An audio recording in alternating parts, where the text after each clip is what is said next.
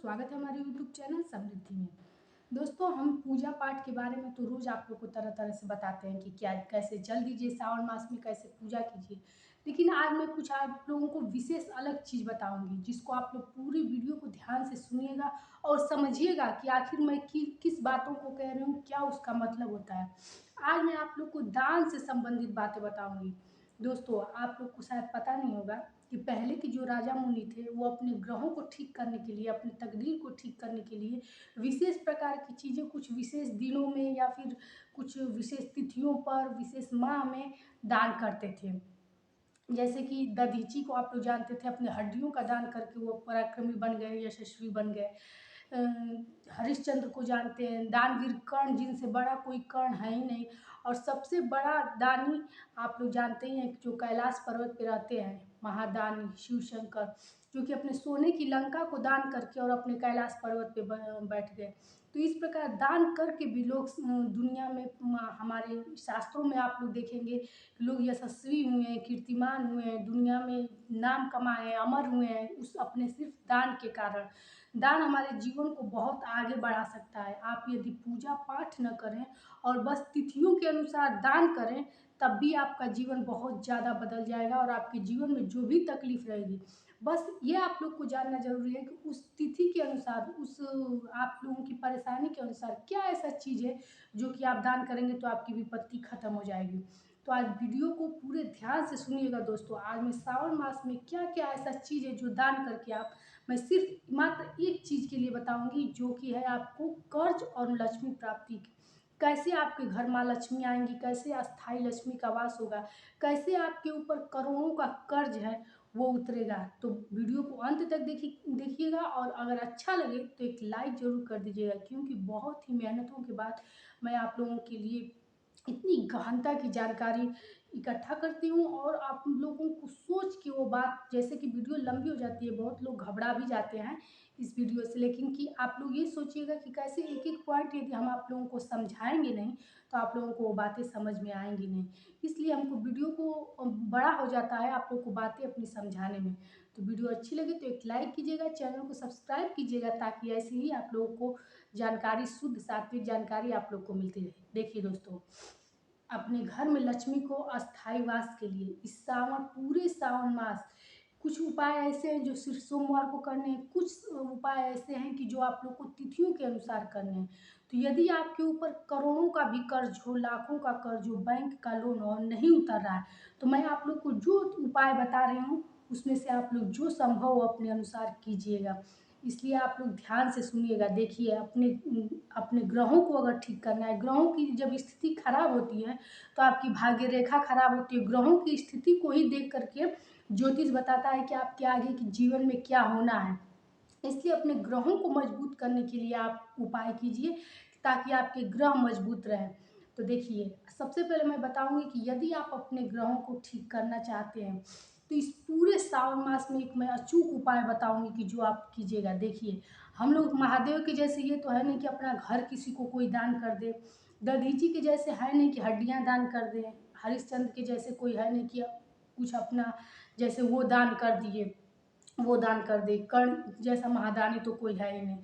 तो देखिए, आप लोग इस सावन में यदि आपके पास गाय है तो भी, नहीं है तो भी, कहीं से दूध ले करके और आप लोग शिव मंदिर के दरवाजे पे बैठ जाइए, क्योंकि उस दिन बहुत लोगों को गाय की दूध नहीं मिल पाती है शिव का स्नान कराने के लिए।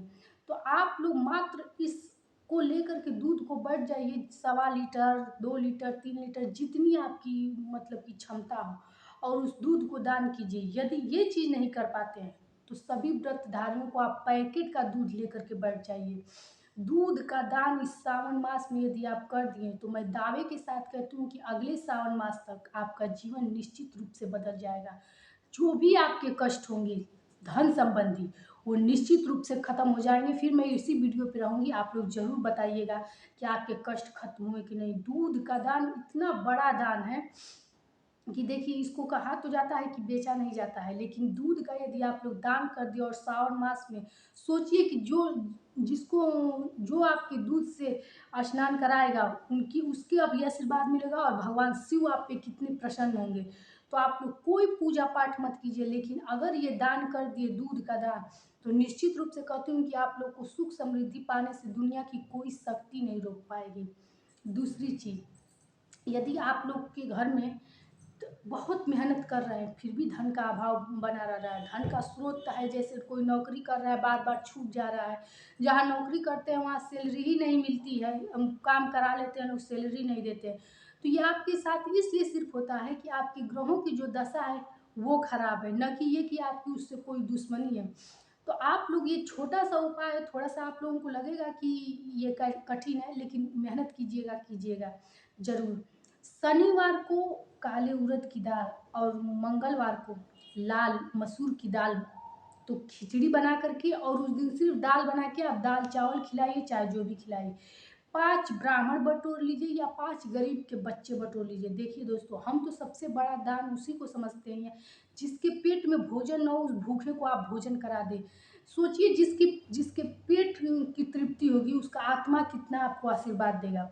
तो चलिए, आप लोग यदि गरीब बच्चे 5 अपने घर बुला के नहीं करा सकते, तो 5 पुरोहित को यदि आप इस पूरे सावन हर मंगलवार और शनिवार, जैसे कि लाल मसूर की दाल मैं बताई हूँ कि उस दिन बना करके, आप सोचेंगे आपकी लाल मसूर की दाल क्यों? देखिए, जब कुंडली में मंगल ग्रह खराब होता है तो आपको दिमाग से संबंधित विकार करता है, परेशान करता है, घर में गृह क्लेश कराता है।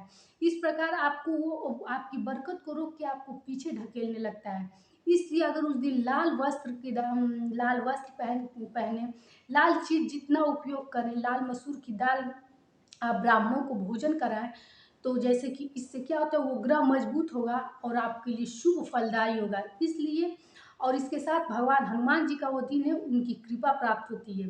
शनि मजबूत होता है, शनिवार को काली उड़द की दाल की खिचड़ी यदि ब्राह्मणों को आप खिलाते हैं तो इससे आपकी शनि मजबूत होती है। देखिए, शनि यदि आपके घर में दुखी घर में है, जैसे कि पीड़ा देने वाले घर में है, तो आपकी निश्चित आपकी लक्ष्मी आपके घर कभी टिक ही नहीं सकती।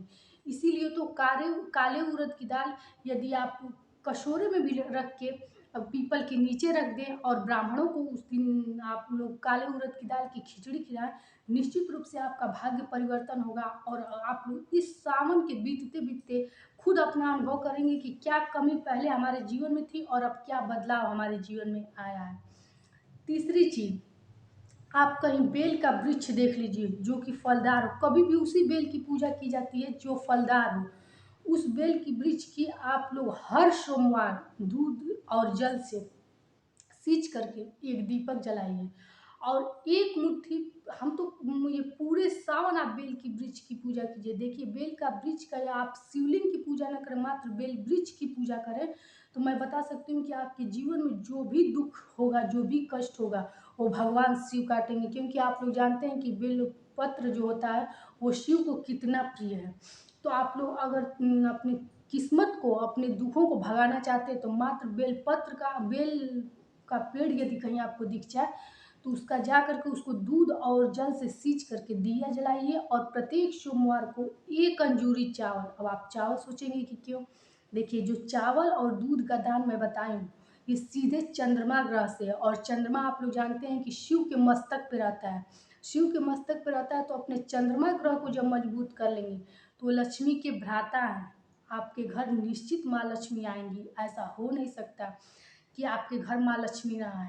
इसलिए अपने चंद्र ग्रह को पहले मजबूत कीजिए और इससे भोलेनाथ को बहुत प्रसन्नता मिलती है। आप लोग जानते हैं कि सिर्फ चावल चढ़ाने से अखंड सौभाग्यवती का और आगे बढ़ने का, माँ लक्ष्मी का वास होता है अपने घर में। माँ लक्ष्मी को भी प्रसन्न करने के लिए चावल चढ़ाया जाता है, शिव भगवान को भी प्रसन्न करने के लिए चावल चढ़ाया जाता है। तो सावन में सोमवार को एक अंजूरी चावल लेकर के और अपने घर में निकाल दिया कीजिए और कभी जब सावन बीत जाए तो वो चावल किसी लाल पीले कपड़े में बांध करके 8 सोमवार पड़ेंगे, 8 सोमवार किसी पुरोहित को दे दीजिएगा। निश्चित रूप से आपका अगले सावन तक, मैं बोली हूँ ना, अगले ये जो भी उपाय बताई हूँ ये सब आजमाया गया, प्रत्येक सावन में मैं लोगों को बताती हूँ। सोची हूँ आज आप लोगों को दान पे ही वीडियो बना के कि ताकि जो लोग पूजा पाठ में एकदम असमर्थ हो वो किस प्रकार इस चीज़ का दान करके ही अपने भाग्य को, अपनी मस्तक रेखा को बदल सकते हैं। सबसे आखिरी चीज़ जो कोई कर सकता है, देखिए, आपके घर में शादी-विवाह नहीं हो रही है, संतान बाधा है, कोई समारोह का ऐसा योग नहीं बन रहा है कि जो अपने घर में आप लोग खुशी का माहौल नहीं बन रहा है कि करें। तो एक चीज़ कीजिए, प्रत्येक शनिवार को जब आप नहाइए, कभी भी पूरे साल मतलब कि सावन से ही शुरू कीजिए या फिर से कोई तिथि ऐसी चुन लीजिए जैसे कि प्रदोष चुन लीजिए, पूर्णिमा चुन लीजिए और अमावस्या चुन लीजिए। जब स्नान कीजिए तो स्नान के बाद एक मुट्ठी काला तिल निकालिए। सावन में कितने पड़ेंगे? 4 पड़ेंगे, 2 अमावस्या, 1 पूर्णिमा और 1 प्रदोष। 2 अमावस्या पड़ेगा, 2 अमावस्या, देखिए, 2 अमावस्या, 1 प्रदोष, 1 पूर्णिमा, इतना चीज़ पड़ेगा। तो देखिए, 1 अमावस्या 2 प्रदोष और 1 पूर्णिमा पड़ेगा। आप इन चारों को बस निकाल लीजिए, एक मुट्ठी काला तिल निकाल लीजिए। देखिए दोस्तों, मैं एक-एक चीज़ आप लोग को नोट करती हूँ, कहीं कन्फ्यूज़ ना हो, आप लोग को गलती से कुछ इधर-उधर ना बोल दूँ, क्योंकि वीडियो बनाते समय हम सोचते हैं कि आप लोग को जितना ज़्यादा से ज़्यादा हो अच्छा से समझा सकें। तो 2 प्रदोष पड़ता है, 1 अमावस्या, 1 पूर्णिमा पड़ता है। इस चारों दिन जब आप स्नान कीजिएगा, तो एक मुट्ठी काला तिल निकालिएगा। अमावस्या के बाद यदि आपको लगे कि आपके जीवन में कुछ राहत हो रहा है, कुछ परेशानियाँ हट रही हैं, तो इस चीज़ को गाँठ बाँध लीजिएगा और जब 2 बार 4 बार हो जाए, तो वो काला तिल किसी पुरोहित को दान कर दीजिएगा।